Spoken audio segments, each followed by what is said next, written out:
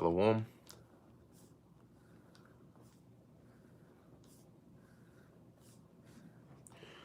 Shalom. First and foremost, I want to give all praises, honor, and glory to Yahweh, Bahasham, Yahweh Shai, Bahasham, Rakah Kodash.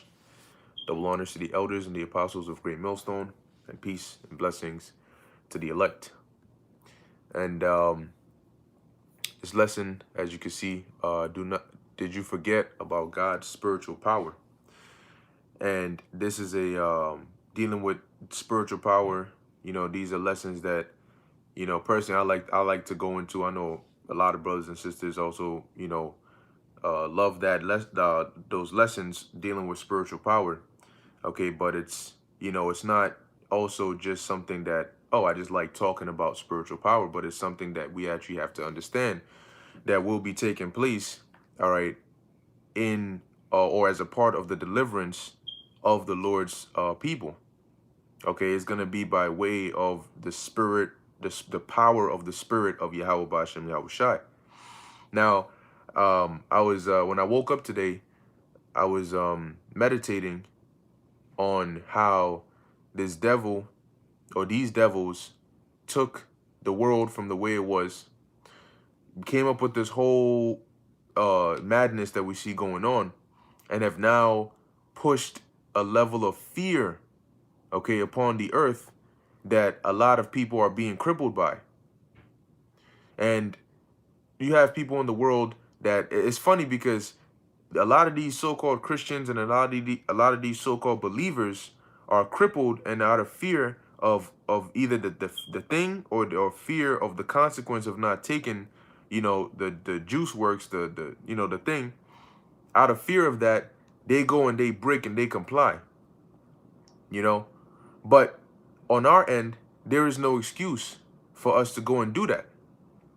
Because when you read all throughout the scriptures, which I have a few here in particular that I want to touch on, I want to go into, what more reason does the Lord have to show us in order for you to just calm down and believe?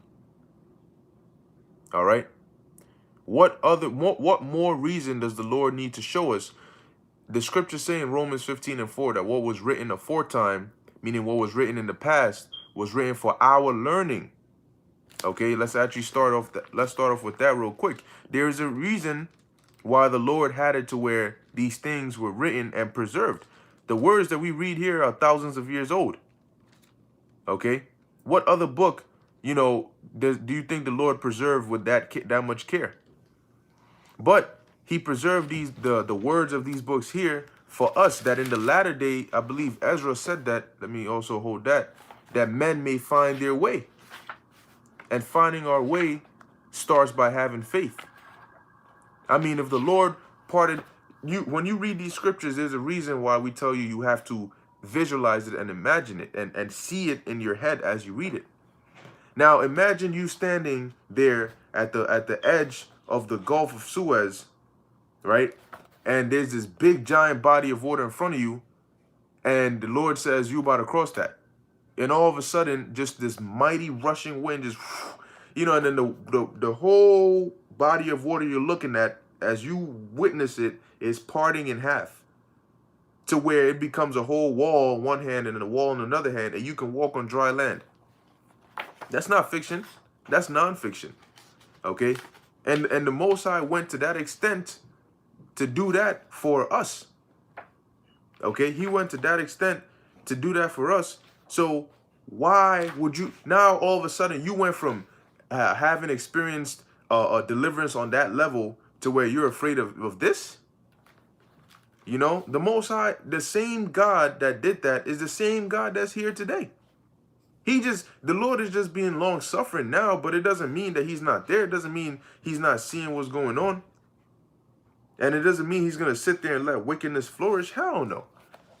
Okay, so Lord willing, I'm going to put you into remembrance of these things, or some of these things that the Lord did or for us in the past. Some of these abilities that we were able to do.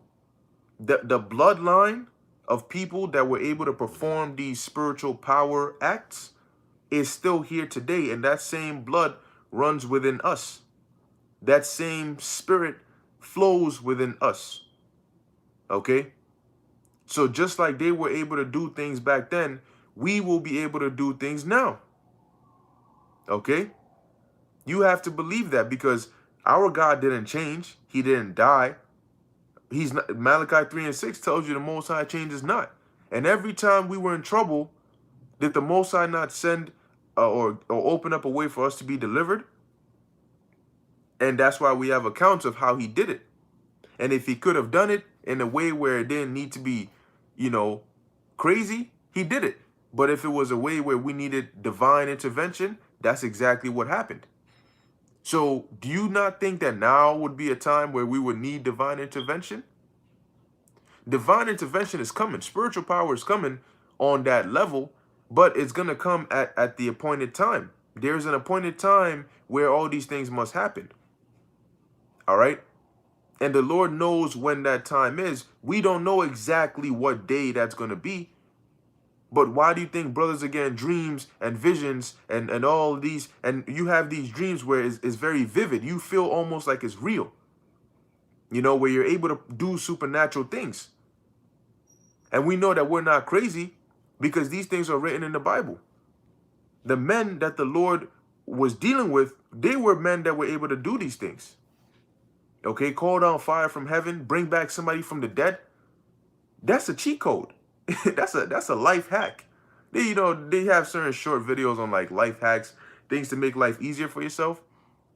Being able to bring somebody back from the dead, you don't think that's a life hack? You don't think that's an ability that nobody else has been able to do? That's one. Death has been a code nobody else has been able to crack. But you know who cracked that or who overcame that? Yahweh Shai. So these things that we read about, yeah, they're written, they're happening. And you have to believe it because the other parts about the prophecies that would take place, those are happening too. So when the parts about the standard being lifted, okay, about the evil not coming near us, about the Lord saying that the things he did, we will do in greater, and we were going to be witnesses unto him, both in Judea and to the uttermost parts of the world. Well, that's now. Okay, that's now.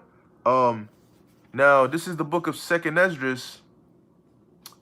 Let's see, chapter 14. And I'm gonna start off at, there we go. Second Esdras chapter 14, verse 20. Behold, Lord, I will go as thou hast commanded me, and reprove the people which are present. But they that shall be born afterward, who shall admonish them? Thus the world is set in darkness, and they that dwell therein are without light. For thy law is burnt, therefore no man knoweth the things that are done of thee, or of the works that shall begin. And why do you think it's important for us to know the things that are done of the Lord? Because we're supposed to have faith in the Lord, right? So in essence, the Lord always left, he left like a resume. Not that he needed one, but he left like a resume of the things that he can do and the things he has done, which that resume, well, what we've seen doesn't even come in comparison to what we will see or what the Lord can do. But as we go back in the scriptures and we read and we see these different events, that's like a resume of like, look, the Lord did this. Look, the Lord did that. Look, the Lord did this. So if that's what he's known for, and now is the time where we need him to do what he's known for, why would he not? Now it says, but if I have found grace before thee, send the Holy Spirit into me, and I shall write all that hath been done in the world since the beginning, which were written in the law, that men may find thy path, and that they which will live in the latter days may live. How are we going to live? We're going to live through the words of life, all right, through the scriptures. Because as the Lord said, the words that I speak unto you, they are spirit and they are life. And it is the spirit that quickeneth. So as Ezra said, there is a reason why the information needed to be written and preserved for us, that in the latter days we may find our way, that in these times we don't turn to the devil and say, you know what, we're going to comply because we don't have another way. No, we do have another way. We know the alternative. And actually, I'm sorry, that's not an alternative. That's the route to go. Okay? So for those that are in the world that may not believe in this other route or may not have full knowledge of these things, it's funny because as a pastor, right, you should know of these stories. You should know of the accounts of the various things that our forefathers did. But yet they're the first ones telling you, no, go line up and take it. You know? Paul got bit by a venomous snake. Did you see Paul bugging out? The barbarians, as they call them, that were around him were like, yo, this guy, oh, he's so dead. He's dead. He just started digging his grave already. And Paul was just there, and as they waited and waited and waited, he's not dead. He's not choking up. His blood is not coagulating. They're like, what the hell? Oh, this guy's a god. You know? But no, it was because the Spirit of the Lord was, and he was pretty much immune. Now, who do you know gets bit by a snake and they just all chill and they're good and they're just fine? They actually are fine. Because the Lord, as the scriptures say, the Lord knows how to preserve, okay, and deliver the godly from temptation. Now, this is the book of Romans, chapter 15, verse 4. And it says, for whatsoever things were written aforetime, meaning in the past, were written for our learning. Okay? Because now, how do we find our way back to the Lord? By reading these words. Khan. Shalom. Shalom, Zaquan Wa. Shalom to all you brothers and sisters tuning in. All right. I have said ye are gods. Right? That's in the scriptures, Psalms 82 and 6. So as gods, that's why if you pay attention, I mentioned this before, what other nation or people from another nation ever were able to, did the Lord give them spiritual power? You had some that try to do things, and they did on the left hand side, but as we read in the book of Exodus, the right hand always beats the left hand. The magi's and sorcerers of Pharaoh, they couldn't compete with the power of the Lord. Okay? Because as the scripture said, we are gods. So please tell me why in the hell, if you are a god, are you scared of Esau? What's so scary about him? Have you ever, that's like a lion being scared of a little mouse. You know, because the lion never looked in the mirror and found out that, oh, shoot, I'm actually a lion and that's a mouse. The lion, he probably spent his whole life thinking the mouse done deceived the lion into thinking the lion is an ant. And the mouse is this big-ass giant monster, like, ooh, you know? So that when I was thinking about that, I started getting a little upset because I was thinking in my head, wait, time out. Why should we feel pressured? You know? Why should we feel upset? Why should we feel, okay, I understand upset, but why should we feel pressured? Why should we feel like we're being backed into a corner? This devil is the one who really has to fear. Maybe he forgot what the Lord did to the Egyptians, all right, or to Nineveh, okay, or to everybody else. Maybe he forgot. And anybody that tried to touch or harm the Lord's people, he forgot what the Lord did to them. So why we shouldn't be the ones that are afraid. We shouldn't feel like, oh man, this devil's about to, you know, damn, he's coming for my job. He's coming for this. The Most High's coming for his life. We have the blue. This right here shows us what's going to happen at the end. Okay? We have a power that they don't have. How many people do you know can tell you the future? Hey, guess what? We can tell you the future. So you got all this power. Your power is the one true living power, and yet you're afraid of what? That's the question. Really, what are you afraid of? You know? What is there to be scared of? You know, you just got to believe, man. Now, let's actually go in here. This is the book of Revelation, chapter 11, and I'm going to start at verse 4.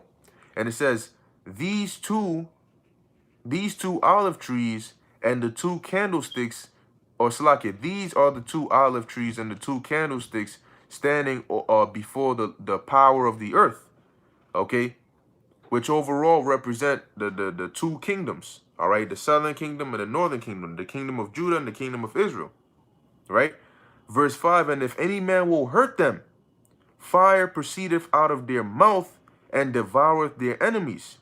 And if any man will hurt them, he must in this manner be killed.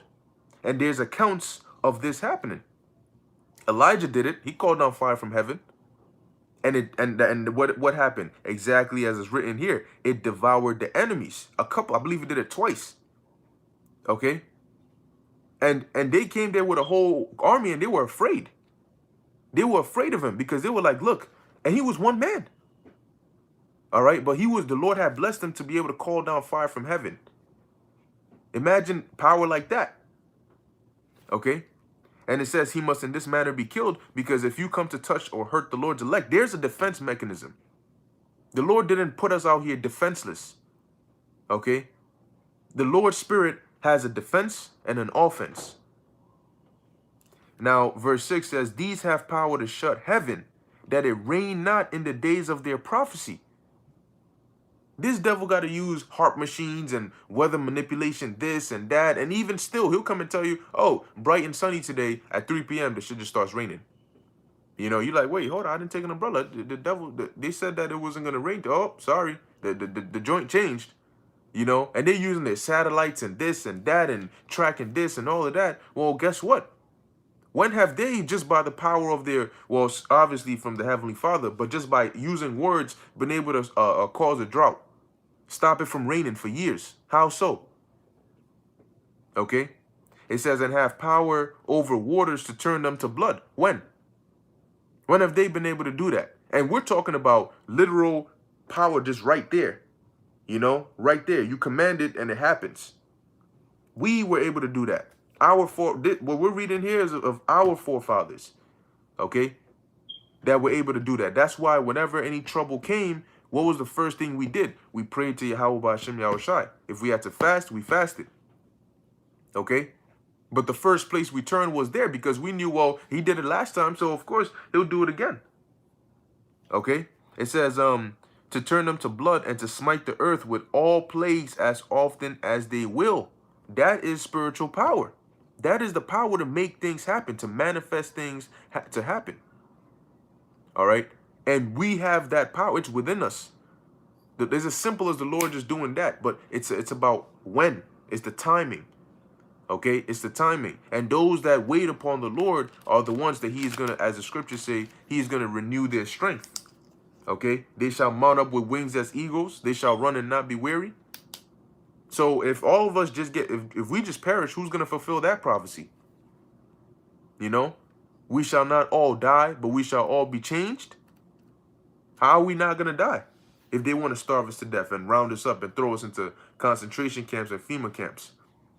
You know, they're not going to be able to force anything on you. They may make you feel as though you're being forced, but ultimately, if you make the decision to stay and trust in Yahweh Ba'Shem Yahushai, you will be delivered. All right. Now, this is Revelation chapter 11, verse 10. And they that dwell upon the earth shall rejoice over them and make merry, and shall send gifts one to another. Why? Because these two prophets tormented them that dwell upon the earth. So they were afraid. Okay, they were afraid, and that's why on the slightest chance that they had to subject us and to put us in subjection under them, because they knew that our weakness, our kryptonite, was going off and being separated from our power, they took that. And they never looked back. Because they were afraid. Really, they are afraid. So that's why what we're doing now is so threatening to them, because what we're doing now is basically moving away from that kryptonite and getting closer to the sun, like Superman. He draws his power from the sun, right? I ain't talking about sun worship either.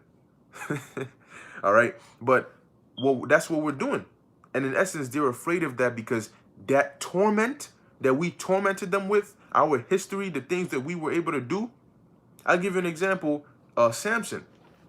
Man, do you know how happy those Philistines were when they finally got Samson? They were, look, man, I'm telling you, man, them Philistines, they because what could you do against him? You know, if he decided he wanted to come and you know, just tear shit up, what were you going to do? Because what? The Lord had blessed them with the ability, super strength, right? And he was able to slay 1,000 with the jawbone of an ass. What do you do against somebody like that? You know what Esau would do?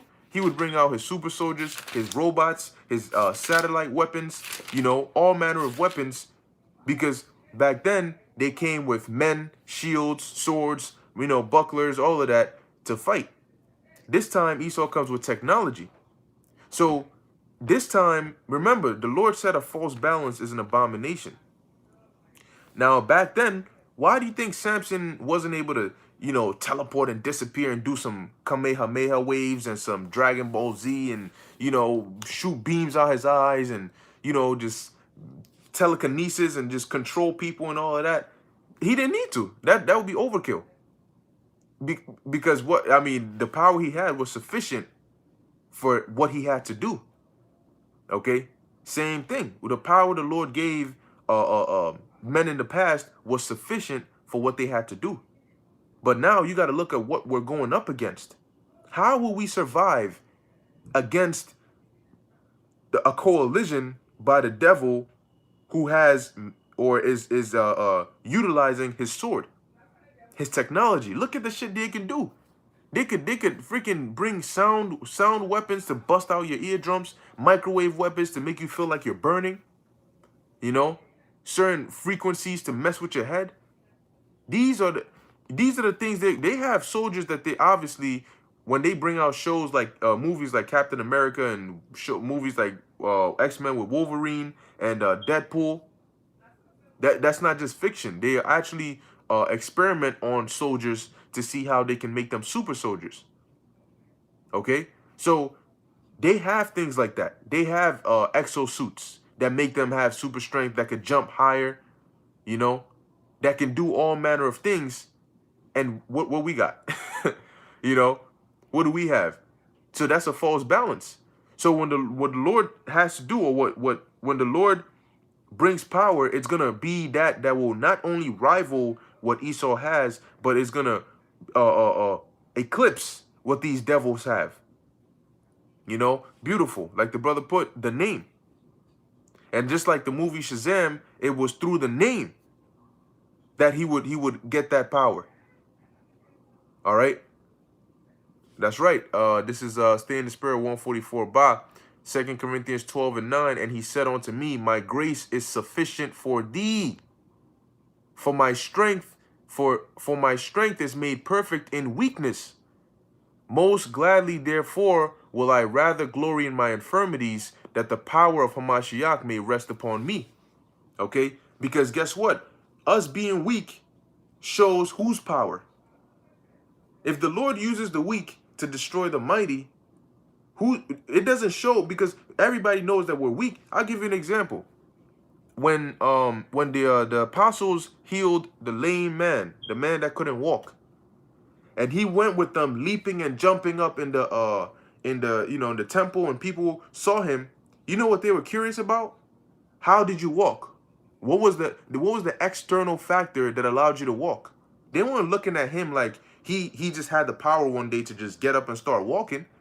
They were looking for what happened? What was the external source? Some other source, some other way gave you that ability to walk. That's what they were looking for. Okay? And so in this time, when things like these start happening, obviously we're going to glorify the Lord, but people ain't going to look at people that know that they're like, man, I know this kid, or I grew up with this dude. Ain't no way he was able to just do that. I've never seen him do something like that before.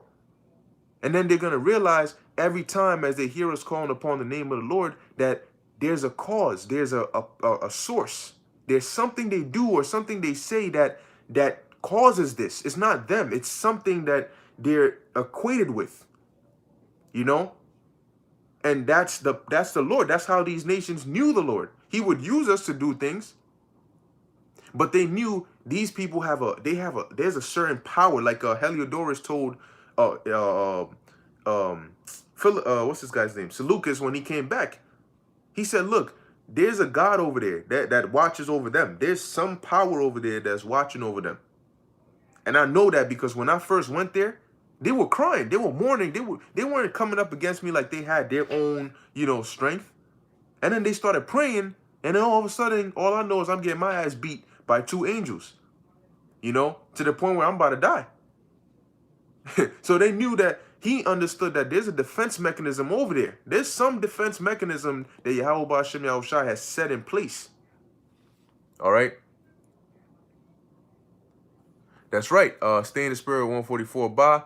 The infirmities that we will have during this time will require greater strength so that we will be sufficient in these times. Exactly. Because that's how the Lord is going to balance it. That's why he said, they that wait upon me shall what? Shall renew their strength. The Lord, listen, nobody knows more than Yahweh. Okay? The reason we call him the Most High is not just a title. The Most High, meaning there's no one higher than him in anything. Okay? So everything that you see going on, he already has every single thing calculated to the detail. Do you think a power that knows how many strands of hair are on everybody's head, is going to miscalculate something? Or is going to tell you that, hey, I'm going to deliver you, but then he really can't deliver you? So when you remember, the scriptures say that this is going to be a time like never before. And I always mention that that's not just on the left hand, but it's also going to be on the right hand side. Because if there's chaos coming, salvation comes from that, right? Meaning the Lord is going to need to do something that we've never seen before on the right hand side to deliver us from something we've never seen before on the left hand side. And you got to be excited and get ready for that, because our power can do it. We're reading about some of the things that he's done. And if he's done these before, why wouldn't he be able to do it now? The same God that woke us up to this truth, think about that. You know, think about that. How did we wake up to the truth? Well, did we not fall away? Did we not come to a point where we couldn't even read and write? Where we were killed if we were found reading the Bible? So how do a people that are no people, that call themselves black people, that go around gang banging and at some point were just considered property, right? That couldn't read and write. They couldn't do any of that. How do those people all of a sudden understand a book that nobody else can understand? Do you think that was of our own power? Do you think that just happened like that? No, because the Most High did that. And just that alone is an example that the Lord is still here, he's still with us, and he is still real. That's why these devils are afraid. Because they know, they look at it and they say, wait, no, it shouldn't make sense. We've done everything. We've hidden the truth. We've covered everything. We've beaten them. We took their nationality away from them. How did they get it back? Why do you think these devils are afraid of that? Because they know that there's a hand working. The hand of God is working. It's working somewhere, you know? And they're breaking down the scriptures. The things that they're seeing are happening. People are waking up. It's happening before their eyes. Ezekiel 37. Ezekiel 37 is power of the Lord. That's divine intervention. Because if the Lord didn't intervene, then those dry bones would have remained dry bones. But he intervened, and now look at where we at. And the scriptures say in Baruch that in the land of our captivity, we shall remember ourselves. And we're going to call upon the name of the Lord. How are we going to remember ourselves? Because the Lord is going to put that spirit on us. So the same way he put the spirit on us to understand these scriptures, how do you think we understand the Bible? How do you think we remember precept from precept and know what it means? You think that's of us? You think we just woke up one day and we were just able to do that? No. You think it's about getting a college degree or a PhD? No. It's about the spirit of Yahweh Ba'ashem Yahushai. Look at the various different brothers. Look at the brothers, look at the elders, look at the various different ones. In society, we weren't looked at as some, most likely to break down the Bible. We weren't voted most likely to be prophets of the Lord. So ask, how the hell does a drug dealer become a scholar in the Bible? And understand something that scholars who spent years in their life, excavating things, having the ability to do these various forms of research, and they can't understand certain things of this Bible. But yet somebody that maybe dropped out of school, whether high school or college or whatever the case may be, was looked at as this guy, man, what is he doing with his life? All of a sudden he can pick up this book that has been encrypted for years. He can pick it up and explain it and tell you that, hey, they're going to do this, that, and that in the future, and then you see it actually happening. You think that was of him? He went from selling drugs or doing drugs or being in jail or gang banging or whatever the hell he was doing to now he knows the Bible inside and out. He can tell you what this means in here. And you think that that was just random, that just happened. They just random individuals just woke up one day and they just said, hey, I'm going to be prophets. You know, I'm going to go around, I'm going to open to the book of Revelation, and I'm going to go in here, and I'm going to go into the Greek, I'm going to go into the Hebrew, I'm going to break this down, I'm going to link it with this precept, I'm going to tell you who is who, I'm going to tell you what is going to happen. And we just randomly knew how to do that, right? Because we just woke up one day and that happened. No, that is an example of the power of the Lord. The Most High did that. What business does some Negro in the corner somewhere have speaking Hebrew? When? How? You know? Who came to you and exposed you to Hebrew? When? You could barely speak English. You speak in slang. You know? So how does somebody that, like I said, an example, right, dropped out of high school, end up knowing Greek and Hebrew and Latin? You know? Knowing geography. Knowing history. Breaking it down, you got people coming up. How do you think that happens? Because it's the Spirit of the Lord that did that.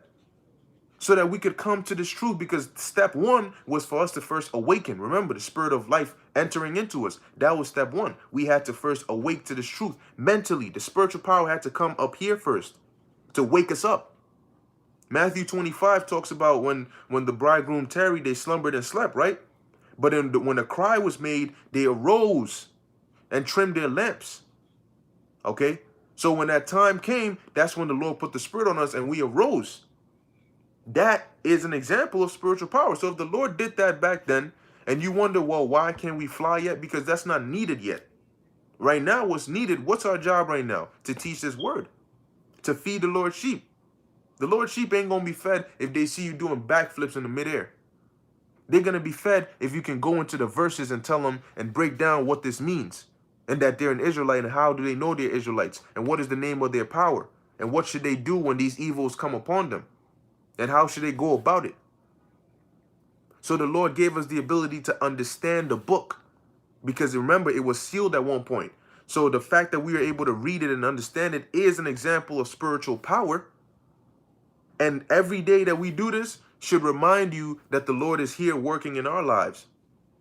Now, when the famine of the word comes, then the power to, for us to be teaching, yeah, we're going to have the knowledge of it, but we're not going to be teaching anymore.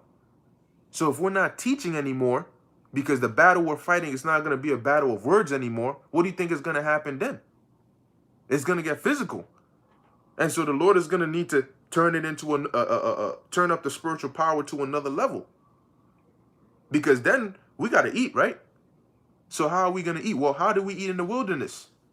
You would say, wait, hold on. In the wilderness, there weren't no shops. There weren't no fast food restaurants. How do we eat? Did the Lord not rain down manna from heaven? Oh, he did. Did we know it was going to happen ahead of time? No, we didn't. But we survived, didn't we?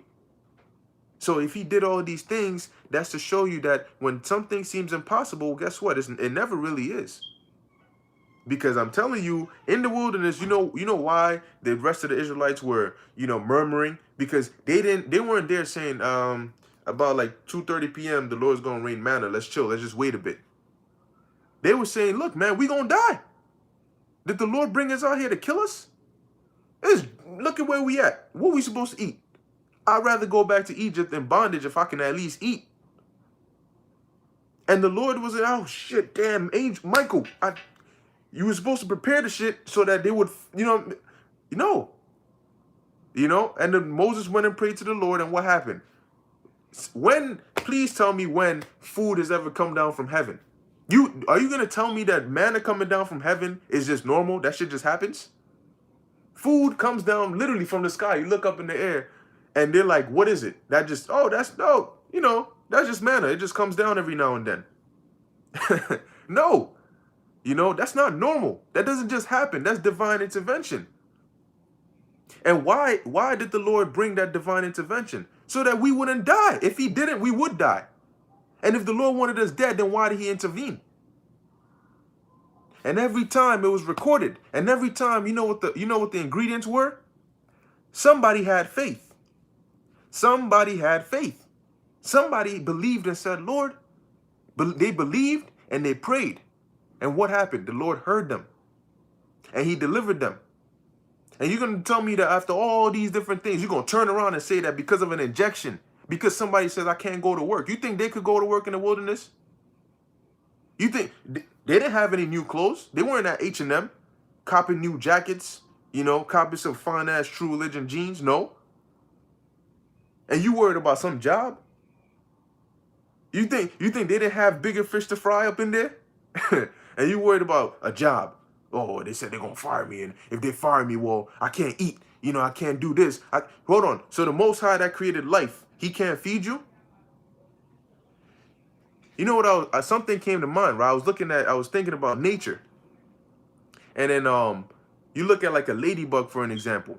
You see how tiny and small a ladybug is?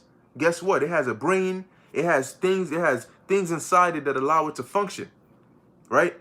How the hell does a ladybug exist? Who was able to create things like that? Like when you look around you, that is an example to you that there's some higher power doing something somewhere, because two particles don't collide and create zebras, and create all manner of all the things that you see going on. It doesn't just happen.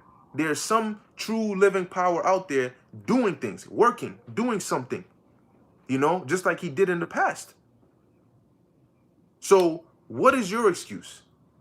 What triumphs the power of the Lord so much that you turn and you go and take it? What's your excuse? You can't say the Lord can't do it because there's proof that he can. You can't say he won't do it because he's not a man that he should lie. So then what's stopping you? What is it?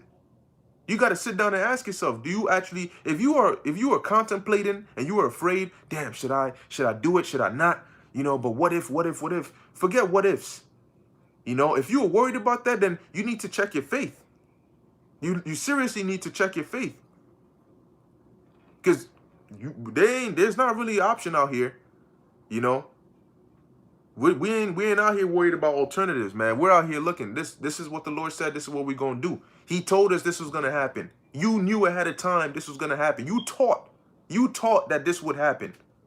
Okay? You told people that this was going to happen. You said Jacob's trouble was coming. You said the Lord said this is going to happen. There's going to be famines. Esau's going to come down with the pressure. We prayed that these things will come sooner, right? That they can't come soon enough. And now that they're here, you trying to push back and, draw back, and I'm trying to buy some more time. There is no more time to buy. All right? This is the time of action. The Lord is saying, I need you guys to rise up to the occasion.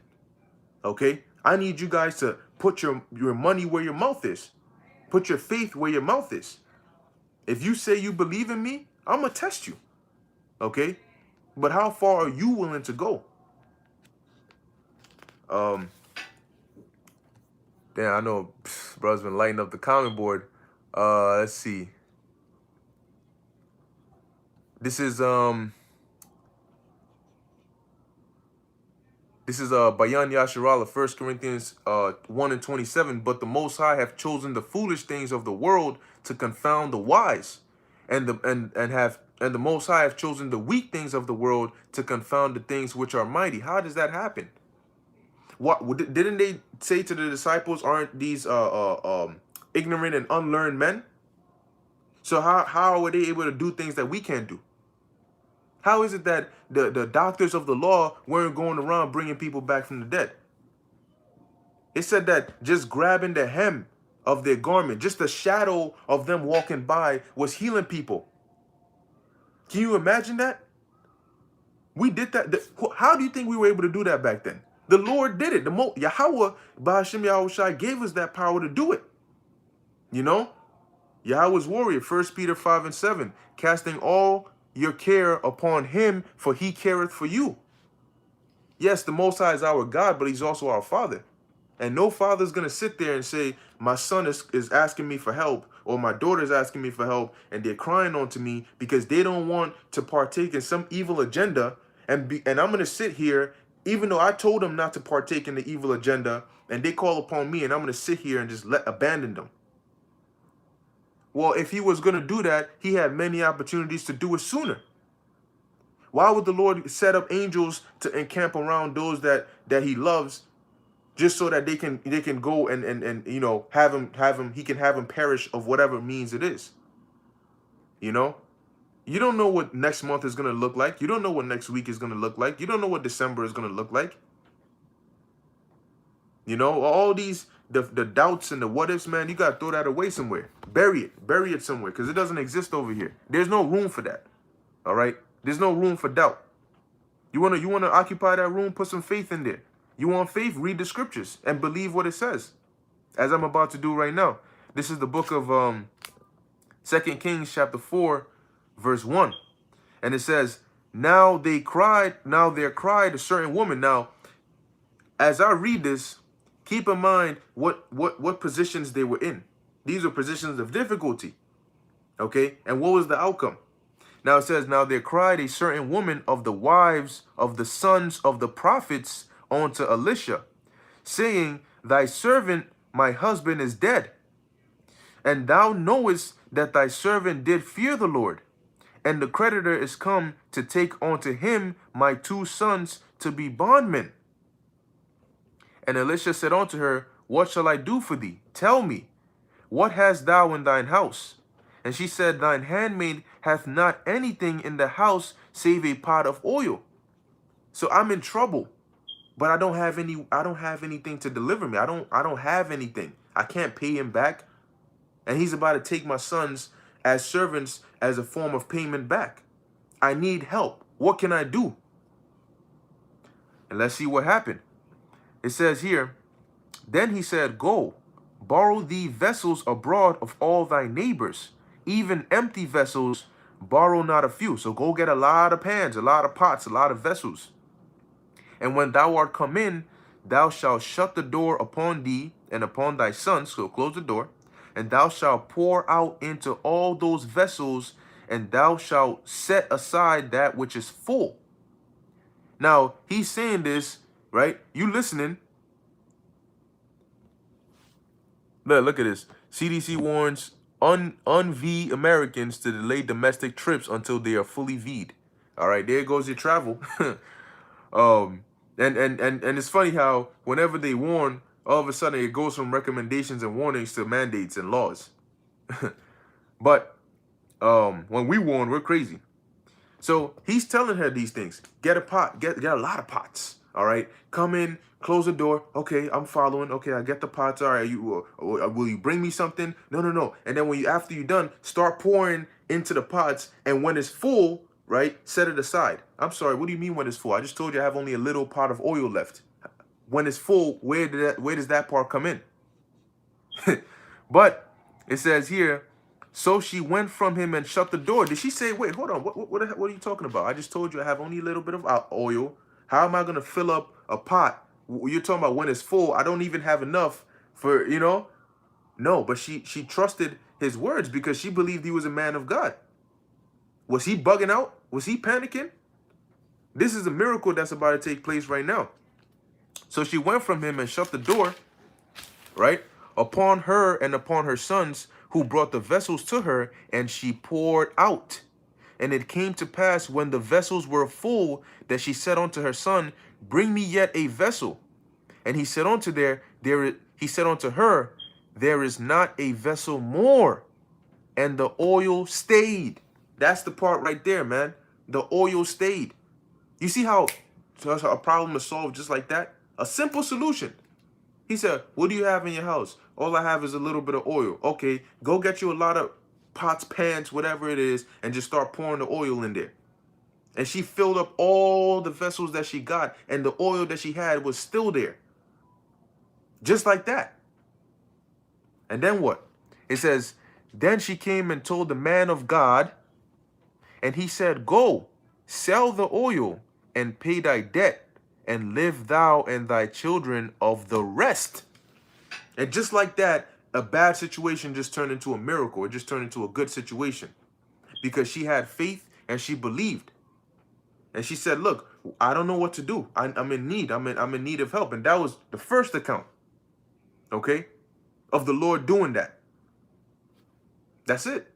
It didn't take much. That's it. Just like that. Boom. She's good. She went and did it. She went and sold it. She's fine. I mean, that's how easy it is for the Lord. It's not, and this is something that nobody, who would have thought of that? yo, go get the oil in there and just keep pouring. That's all she had to do. Just keep pouring. And that's it. You know, who would have thought about that? But the Lord had that already planned. He said, look, don't worry about it. I got you. Because widows, now that, like we just read it, her husband died, who was going to take care of them?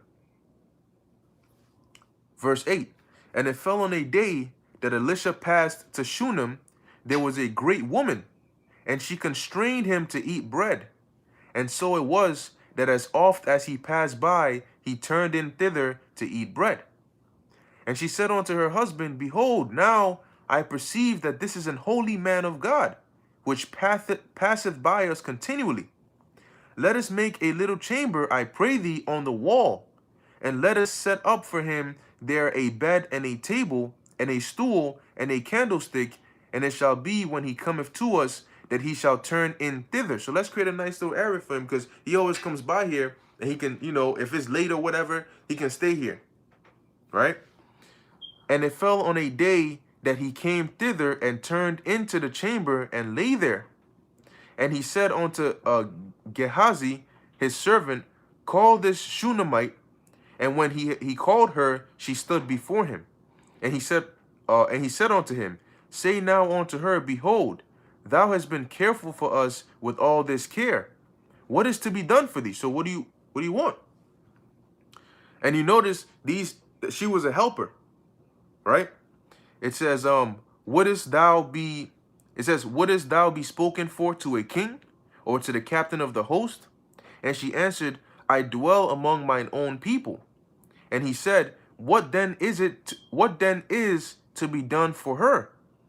And if I'm saying that right, Gehazi, you know, answered, verily she hath no child, and her husband is old. And he said, call her. And when he had called her, she stood in the door. And he said, about this season, according to the time of life, thou shalt embrace a son. And she said, nay, my lord, thou art a man of God. Do not lie unto thine handmaid. Because she didn't want that false hope, you know. It says, and the woman conceived and bare a son. And at the season that Elisha had said unto her, according to the time of life. Hold on. How did he do that? How did he do that? You just told her? You mean to tell me that she didn't try to have a child? Of course she did. So how did he do that? Because she allowed him and she took care of him. He just told her, look, by this time you want a child, right? Okay, you don't have a child. Your husband is old. Okay, by this time next year, or by this time, yeah, you're going to have a child. And she conceived. Just like that. Was that also by coincidence? No. So, do you ever see Alicia stressing?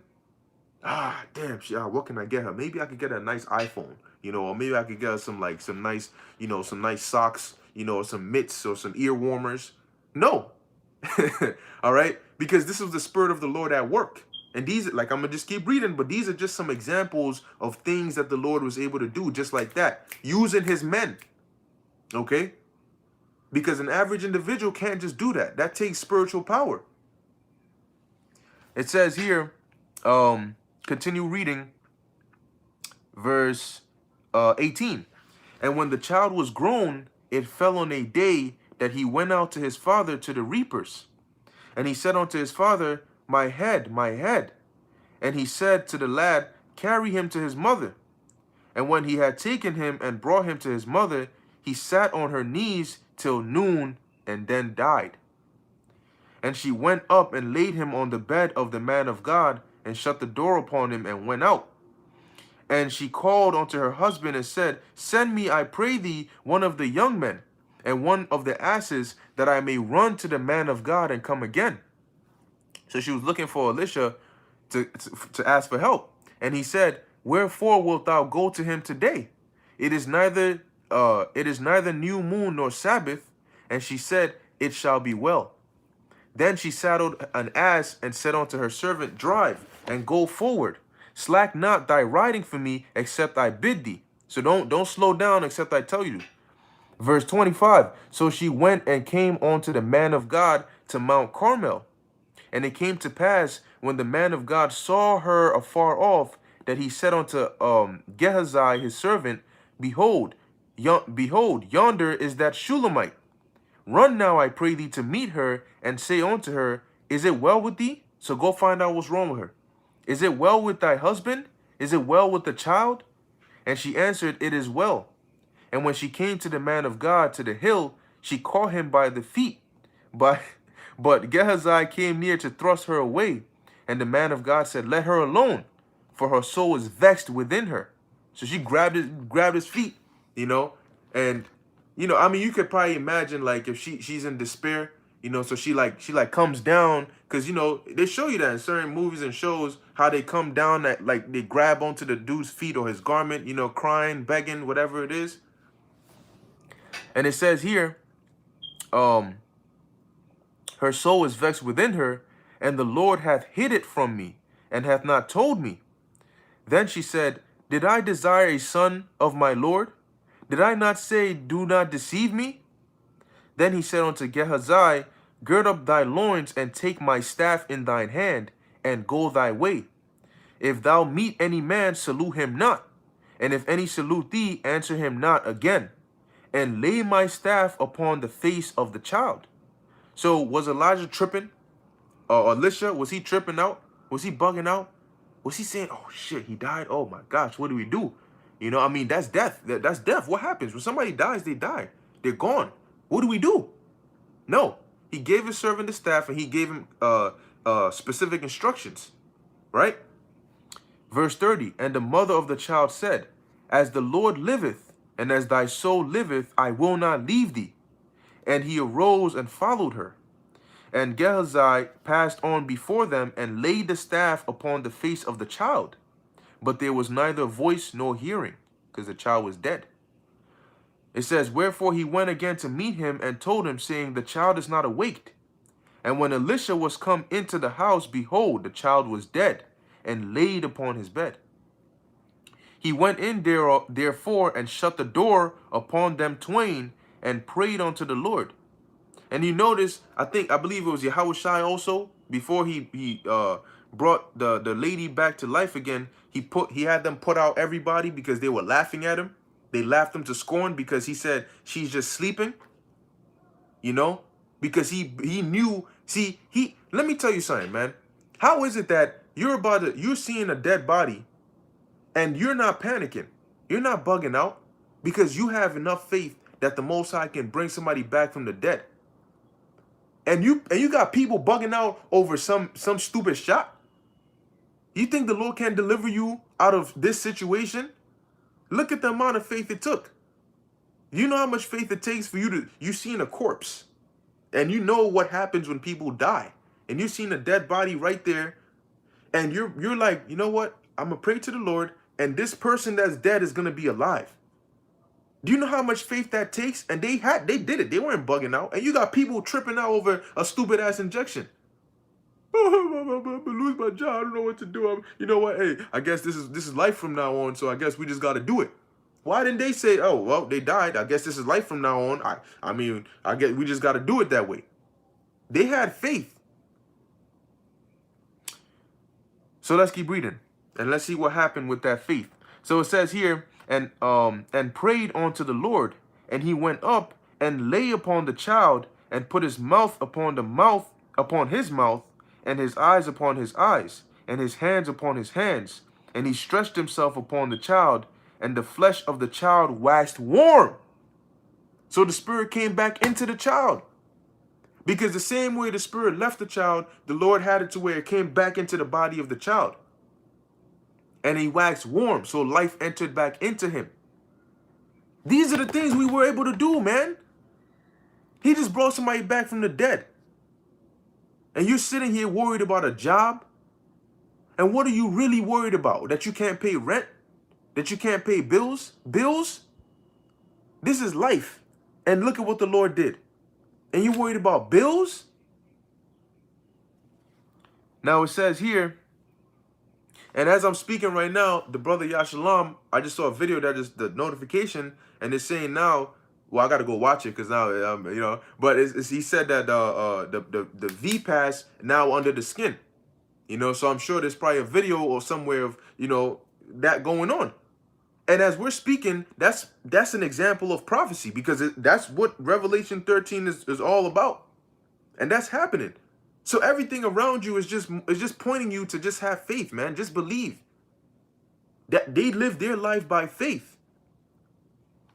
So let's keep going. It says here, verse 35, then he returned and walked in the house to and fro, and went up and stretched himself upon him.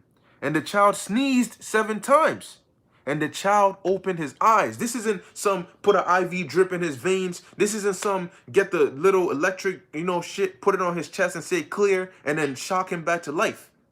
This is the child was dead, gone, no life in him, no breath. His body got cold.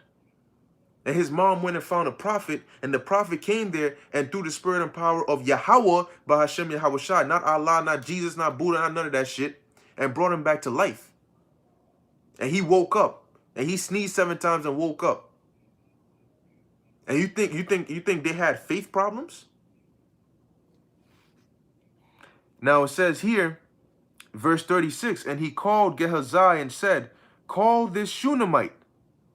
And so he called her, and when she was come in unto him, he said, take up thy son. Here you go, take his son.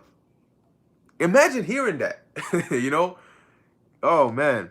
Then she went in and fell at his feet and bowed herself to the ground and took up her son and went out. Okay? And there's more. But the point is, these were things that happened. These were things that our forefathers did and experienced. And we're reading about it now. And we are those same men. Elisha, same God we worshiping now. He obeyed the same God we obey now. He was a prophet just like we're prophets now.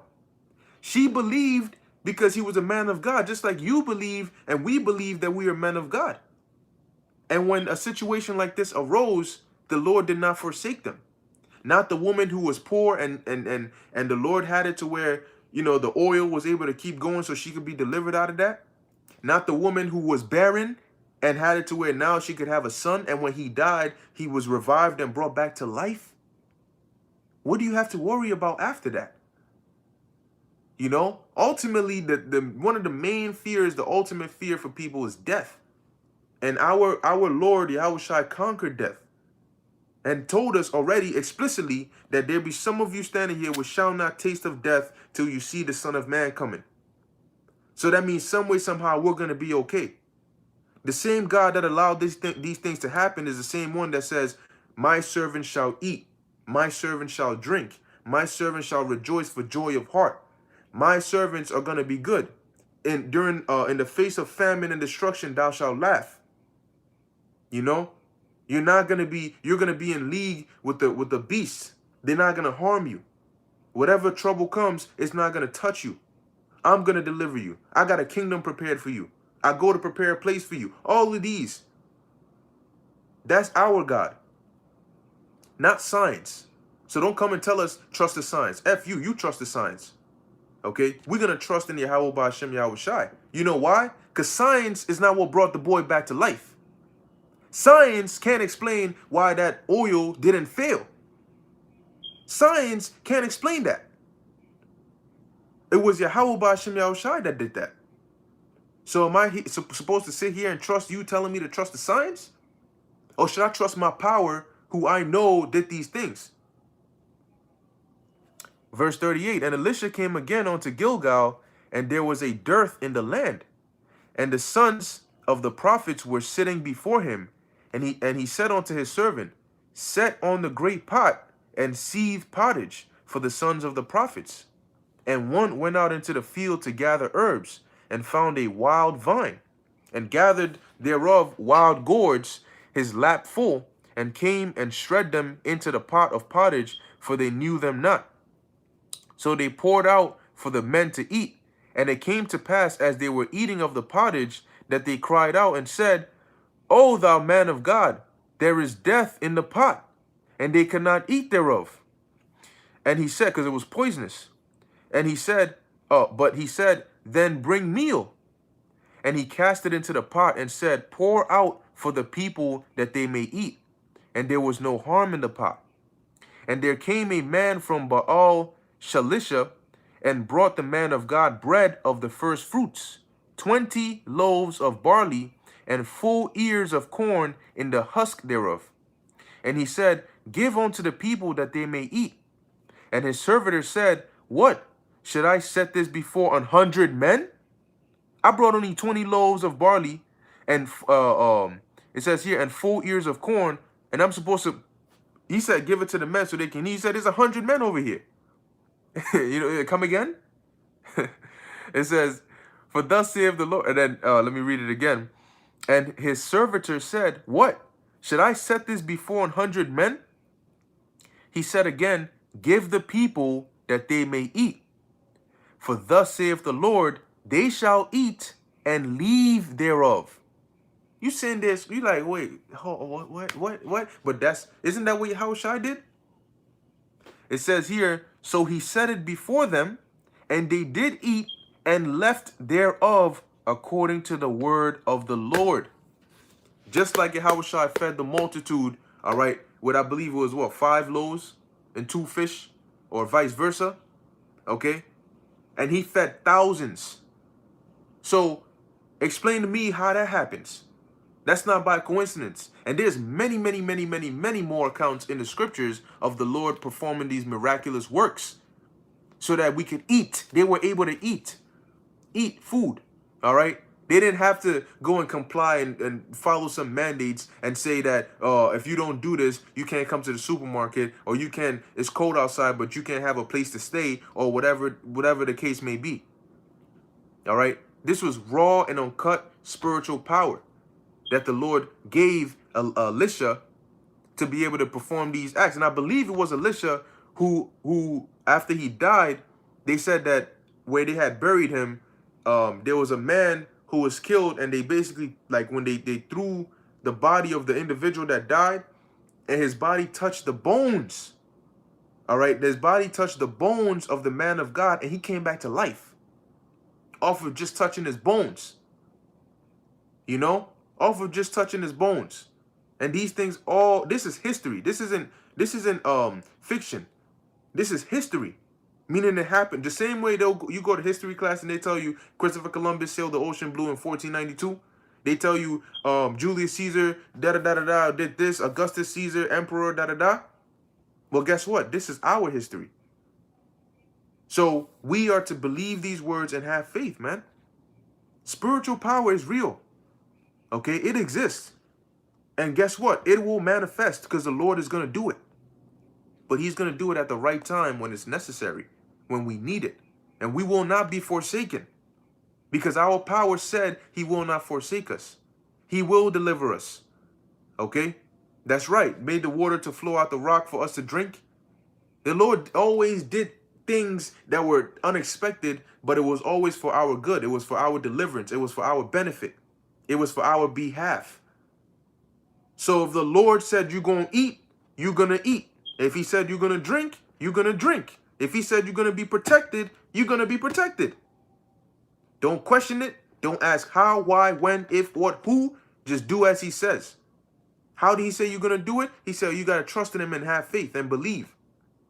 So the Lord isn't asking you to go jump off Mount Everest. He's not asking you to go take a nice hot bath in a volcano. He's not asking you to run 2,000 miles. He's asking you to believe in him. And just say, you know what? I may not know what to do, but I know what to do. Okay? I may not know how to go about this, but I know that I just have to pray to the Lord. Pray to the Lord. Matter of fact, before I close it, let me actually get one more precept. I think I always get this mixed up. I think it's in the book of Ephesians or Philippians. Okay? And the Lord said, you have to pray to him and cast your, be careful for nothing. Just pray to the Lord. All right? Yep. This is Philippians chapter 4, verse 6. And it says here, be careful for nothing, but in everything. But in everything. It didn't say except this or except that or except when you're scared. It said, but in everything by what? Prayer and supplication with thanksgiving, let your request be made known unto the Most High. So if you are in trouble or you are in a situation, pray to the Lord and let your request be made known unto him, because his ears are sharper than ears itself. Okay, and his eyes are brighter than the sun itself. So he sees you. The Lord is listening to this right now. He sees everything we're doing. He knows how we feel about it. He's the Most High. So when you pray, yeah, he hears you. Yeah, he sees you. You may not see him. You may not hear him physically. All right, but Yahweh Yahushua are up there in the spirit world. The angels are right around here. You just don't see them, but they're there and they hear you. And when you cry and you pray to the Lord and you get frustrated and your spirit groans and whatever it is, the Lord is witnessing all of that. He is active. He is awake. He is looking. And when the time is right, he's going to say, stop that, do this, and it's going to be for our behalf. And it's going to be happening like clockwork, you know? And the Lord might just wake you up one day and tell you, yo, get your family and leave. And if you have to leave, he'll make it obvious and explicit for you, and you're going to leave. You know, he might manifest the angel. You might hear the voice like you hearing my voice. You might hear the voice in broad daylight. You by yourself, and you might hear the voice. And you might, what's that? And the Lord might tell you, it's me. I'm telling you, get your ass out of here. But whatever the Lord needs to do, matter of fact, I'm sorry, one more precept. Whatever the Lord needs you to do for you to be good, he will have you do it. The end goal is written. And in the end, we win. So some way, somehow, now we're about to find out how we win, but we know we win. Okay? So I'm going to actually finish it off with this precept. This is the book of Romans, chapter 8, verse 28. Matter of fact, verse 27. Matter of fact, verse 24. Slakia. It says here, for we are saved by hope. Romans 8 and 24. For we are saved by hope, but hope that is seen is not hope. Right? We hope for the kingdom, and we see the kingdom through faith, but we haven't seen it physically. We hope for salvation, and we see salvation through faith, but it hasn't come yet. Okay? We know that when this devil comes in like a flood, the Lord is going to lift up a standard. We hope for that. But we don't know exactly the detail of what he's going to do, but that's what hope is. Right? And it says, for what a man seeth, why doth he yet hope for? But if we hope for that we see not, then do we with patience wait for it. Because if you lose patience, the scriptures say, woe unto you that have lost patience. And if you lose patience, you're going to regret your moves. Verse 26, likewise the Spirit also helpeth our infirmities, for we know not what we should pray as we ought. But the Spirit itself maketh intercession for us with groanings which cannot be uttered. So sometimes you may not even know what to ask for, but the Lord already knows what you need. Okay, verse 27, and he that searcheth the hearts knoweth what is the mind of the Spirit, because he maketh intercession for the saints according to the will of God. So the Lord already knows what it is you need. He knows, the Lord has already planned how each and every one of us, if we're of the elect, is going to be delivered. If he's going to have mercy on our loved ones or not. If you know what, he has already planned all of that. So when the time comes, the plans are going to kick into motion. Everything is set. All right. Verse 28. And we know, right? That all things work together for good, not for bad, but for good to them that love the Most High. Do you love the Most High? Then if you love the Most High, then you should know that everything that happens is going to work to your good, your benefit. And how do you show you love the Most High? By doing what he asks you to do. It says, to them who are called according to his purpose. Verse 29, for whom he did foreknow, he also did predestinate to be conformed to the image of his Son, that he might be the firstborn among many brethren. We're not normal people. Okay? And I say that as humbly as I can, but we're not normal people. To understand this, a normal person can't understand the things we understand. A normal person doesn't think the way we think. People don't walk around thinking of a kingdom. They don't walk around thinking of chariots delivering them. They don't walk around visualizing the place that they're standing on being destroyed by thermonuclear fire. And that's not a bad thing for us. We have the minds of gods. Our minds, our ambition is out of this world, but that's a good thing. Okay? So we are not normal people. Because Lord willing, we're of the elect. We're going to be the greatest people in all existence. We're going to be the greatest of the greatest. And it'll stay that way for all eternity. So whatever it is you have to suffer here, remember Paul said that it's not worthy to be compared to what you're going to get after. So I'm telling you that a shot or a grain of rice is not worth missing out on the blessings that are going to come to the elect. Hell no. Okay? Far, far, far from it. And remember verse 28. Always remember verse 28, that everything works to the good of them that love the Most High. Everything. You may be getting gun-butted in the face, but guess what? It's going to work to the good of them that love the Most High. And you may not see it at the moment, and it may not feel good at the moment, and it may hurt. You may feel weak. You may feel powerless. You may be afraid. But just know that if you love the Most High and you're the elect, it'll work to your benefit. All right? So don't be upset that these people get freedoms and restriction-free and they get to talk shit and be proud. It's fine. Let them have their moment. But the triumphing of the wicked is short. It's but for a moment. Okay? And the reward of the righteous is eternal.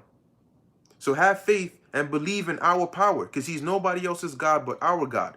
And it's our duty, our responsibility. We owe it to the Lord to have faith, because he didn't bring us and wake us up to this truth for nothing. If that was the case, he could have left us in the world. But he brought us into the truth and gave us an opportunity to get delivered, to be saved, to show him that we have repented and we are seeking him.